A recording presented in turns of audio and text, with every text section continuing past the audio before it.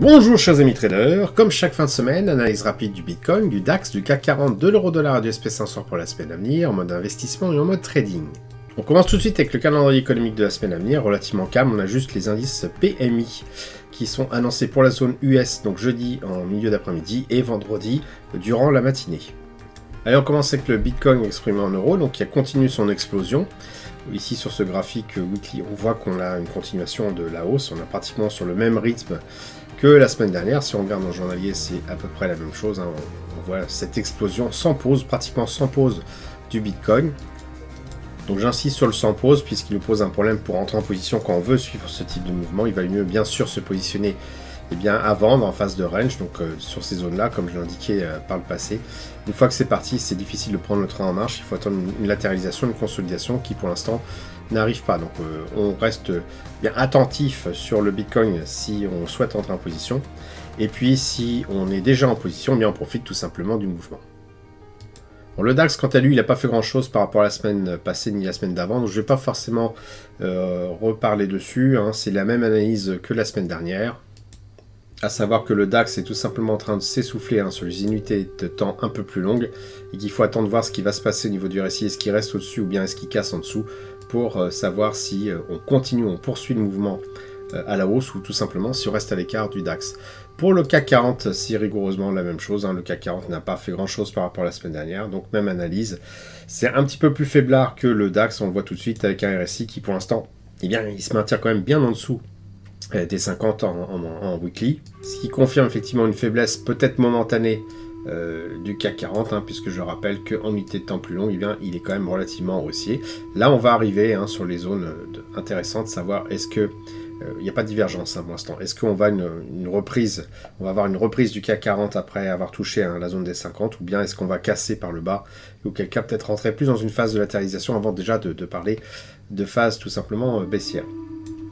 On continue avec l'euro-dollar qui lui s'est bien rabassé, donc ça c'est lié aussi avec tout ce qui se passe au niveau élection US, donc on a la continuation de ce qui se passe. C'est un petit peu plus visible sur le weekly où c'est vraiment extrêmement brutal, mais voilà, encore une fois, quand on prend le recul nécessaire, on voit que on s'inscrit dans ce tunnel de latéralisation qui dure depuis un petit moment, depuis début 2023, et que ce tunnel fait suite à une baisse vraiment importante, donc un autre tunnel encore plus important. Et si vraiment on s'amuse à regarder en unité de temps encore plus longue, donc plutôt sur du mensuel, hop, je vais faire apparaître, et bien on voit que tout ceci, toute cette phase de latéralisation s'inscrit effectivement après une baisse, qui s'inscrit elle-même après une baisse pratiquement depuis les débuts 2007 de l'euro-dollar qui se casse tout simplement la figure.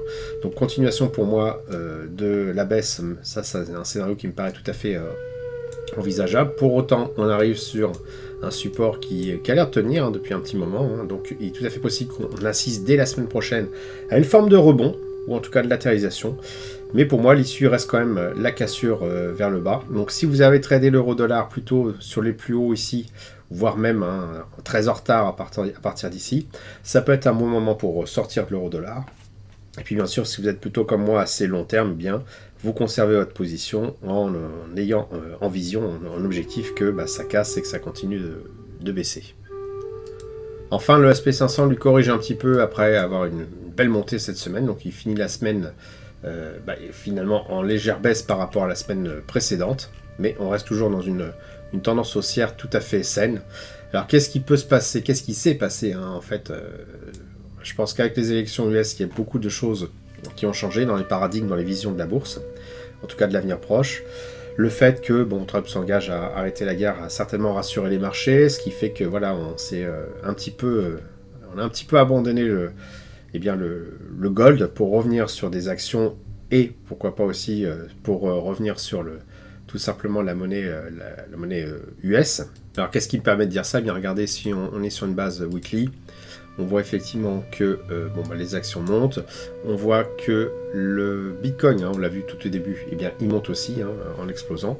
Les actions aussi, on a vu que l'euro-dollar se casser la goule, donc preuve que l'argent est plutôt sur la partie USD. Et d'ailleurs, si on s'amuse à taper USD CHF pour voir, par rapport à une monnaie qui est quand même assez forte, qui est le franc suisse, on voit également que l'USD reprend du poil de la bête par rapport au franc suisse. Le seul truc qui vraiment descend assez fortement, finalement, qui corrige, c'est le gold. On a une belle correction. Voilà, on a l'impression qu'il y a un transfert de fonds du gold vers tous les actifs que je viens de citer juste avant. Donc c'est peut-être temporaire, hein, on ne sait pas. Quand on regarde le gold, on voit effectivement qu'on a une correction qui est intéressante puisqu'elle nous donne potentiellement un point d'entrée, une zone d'accumulation assez intéressante pour une continuation à la hausse, tout simplement parce que les problèmes de fond, l'inflation haute, ne sont pas réglés. Donc je pense que c'est quelque chose qui va revenir. Maintenant, voilà, on constate que pour l'instant, c'est le Bitcoin qui est en explosion momentum haussière. Les actions US sont légèrement corrigées, mais restent dans une optique haussière. Et puis bien sûr, le dollar, lui, a fortement augmenté. Voilà, j'espère que vous avez apprécié cette vidéo. Si c'est le cas, merci de laisser un pouce pour m'encourager à continuer. Abonnez-vous à la chaîne YouTube pour ne rater aucune nouvelle publication. Je vous dis merci et à bientôt sur le blog. Quand j'ai commencé le trading, ce n'était pas pour gagner des millions d'euros, me pavaner en voiture de luxe à Dubaï et vivre une vie de jet set. Bien au contraire. Mon objectif était tout autre. C'était avant tout de pouvoir être serein. Pas besoin d'être millionnaire pour ça. Non, moi je voulais juste être autonome et ne dépendre de personne pour faire mes choix de vie.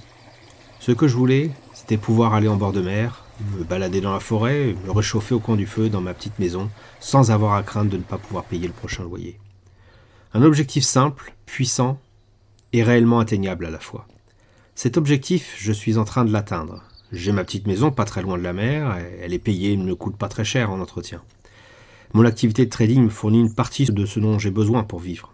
Pour le reste, j'ai encore une activité professionnelle, mais elle me sert plus à épargner qu'à vivre. Si vous souhaitez savoir comment je m'y prends pour gagner de l'argent avec le trading, je vous invite à vous inscrire sur le blog.